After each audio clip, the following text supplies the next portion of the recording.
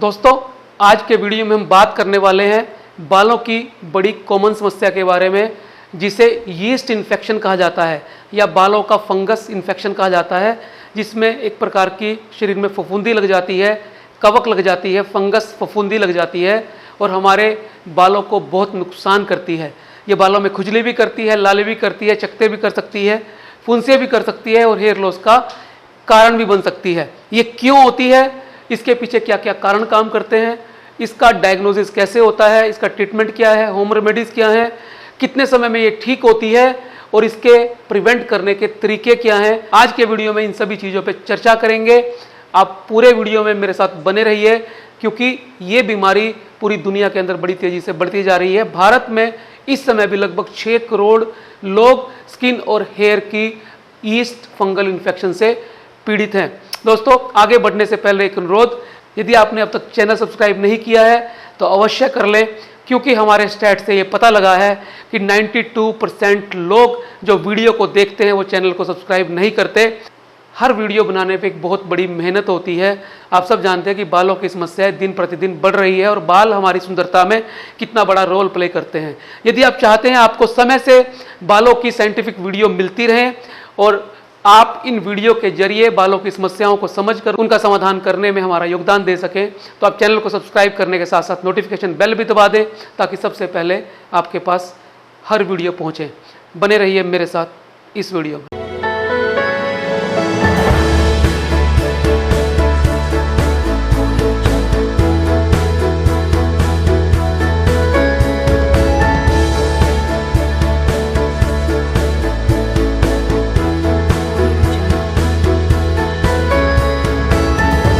बालों में फफूंदी लगना, आप सब हैरान हो रहे होंगे कि बालों में फफूंदी। जी हाँ, बहुत सारे लोगों को ये बीमारी होती है, बालों में फफूंदी लग जाती है। वो फफूंदी उसी की एक वैरायटी जो फफूंदी हमारे खाने का भी हिस्सा होती है। दोस्तों, दुनिया के अंदर बहुत किस्म की फफूंदी होती हैं। ये बहुत किस्म की फफूंदी या फंगस खाने के भी काम आती हैं और हमारे शरीर के अंदर ये इन्फेक्शन भी करती हैं। हमारे शरीर के ऊपर, हमारे स्किन के ऊपर, हमारे बालों की नीचे की स्किन पर यानी हमारी स्कैल्प पर करोड़ों अरबों की संख्या में बैक्टीरिया, वायरस और यीस्ट पाए जाते हैं, जो माइक्रोस्कोपिक होने की वजह से हमें नज़र नहीं आते। यदि इनको माइक्रोस्कोप में देखें तो हम हैरान हो जाएंगे।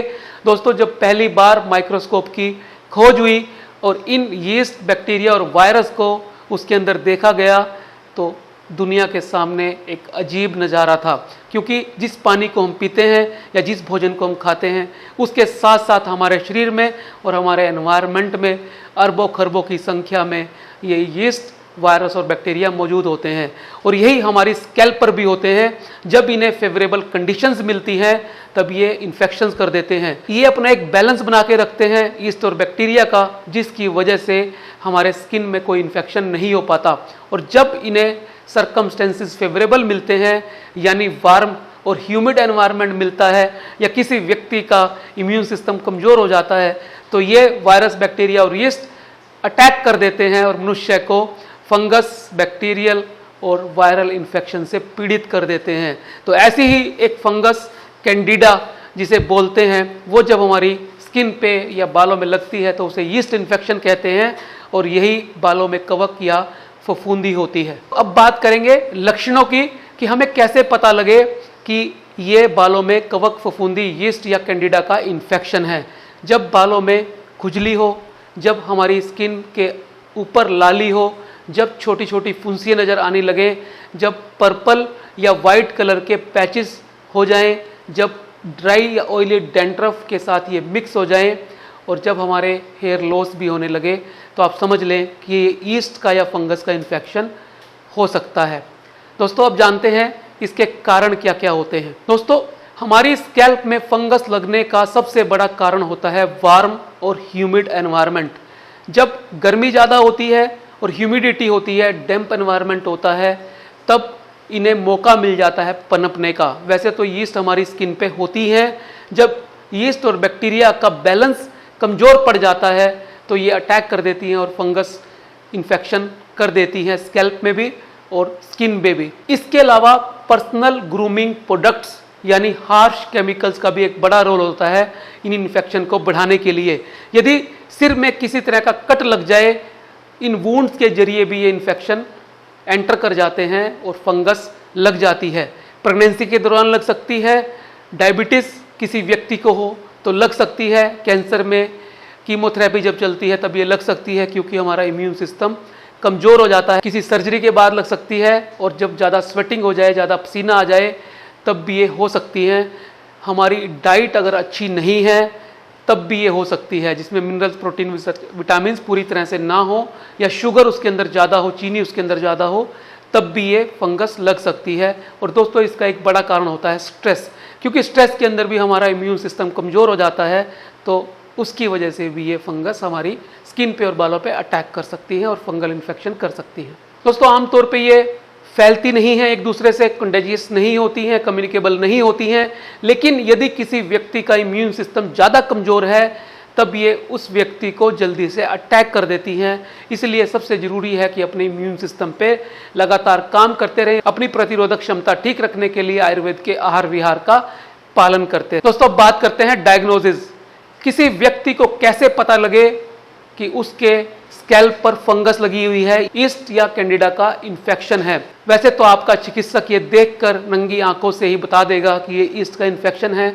कई बार डिफरेंशियल डायग्नोसिस करने के लिए वो एक स्किन का इन्फेक्टेड एरिया का पीस लेकर लैब में भी भेज सकता है और माइक्रोस्कोप से कंफर्म हो जाता है कि ये ईस्ट यानी कैंडिडा का इन्फेक्शन ही है। दोस्तों अब बात करते हैं ट्रीटमेंट की। इस फंगस का इलाज क्या है, कैसे इसको ठीक किया जाए।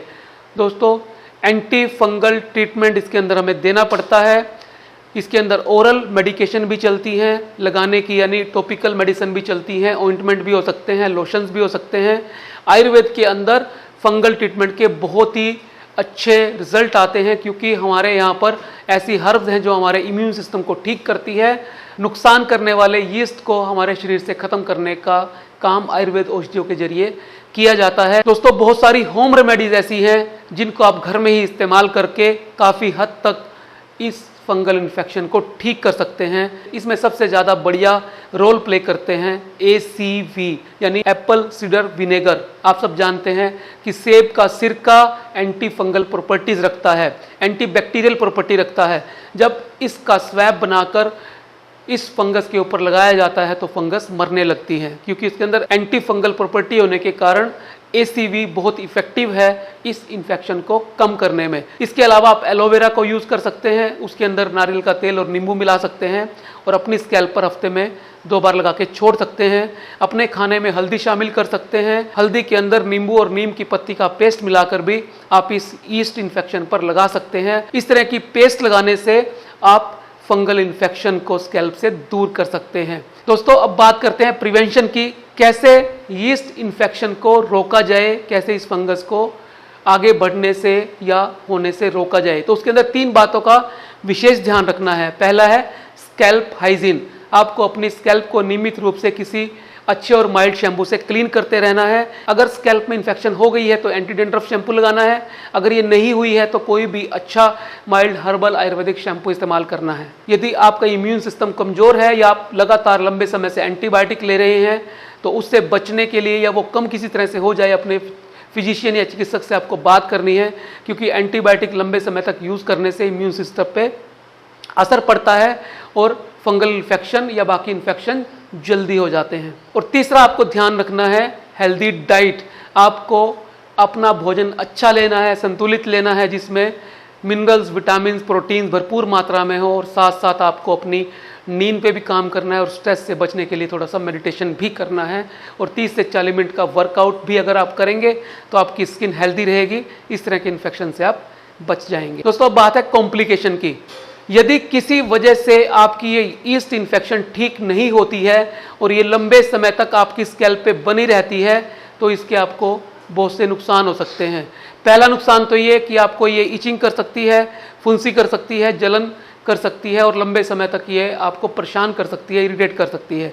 और सबसे बड़ा जो नुकसान इसका हो सकता है कि ये आपके हेयर फॉलिकल को डैमेज कर सकती है और आपके बालों को परमानेंटली लॉस कर सकती है। तो इसलिए आप जितनी जल्दी हो सके इस fungal infection, east infection, Candida को अपनी स्कैल्प से दूर करने का प्रयास करें। तो दोस्तों, आज के वीडियो में हमने जाना कि ये फफूंद, ये ईस्ट इन्फेक्शन, ये कैंडिडा आपकी स्किन को, आपके बालों को बहुत नुकसान कर सकता है। इसके बारे में सारी समझ लेकर किस तरह से ये होता है, क्या इसके लक्षण हैं, कैसे इसको डायग्नोज करा जाता है और कैसे इसका ट्रीटमेंट होता है, घर पे भी आप होम रेमेडीज़ के जरिए और प्रिवेंशन के तरीकों के जरिए इससे बच सकते हैं। मैं उम्मीद करता हूँ ये वीडियो आपको अच्छा लगा होगा। इसी तरह के बालों के साइंटिफिक वीडियो देखने के लिए, उनके इलाजों को समझने और जानने के लिए आप चैनल को सब्सक्राइब कर लें, नोटिफिकेशन बेल भी दबा दें ताकि कोई भी वीडियो आपसे मिस ना हो। और जिस विषय पर आप चाहते हैं मैं आपके लिए वीडियो लेकर आऊँ, उसे कमेंट बॉक्स में अवश्य लिख दें।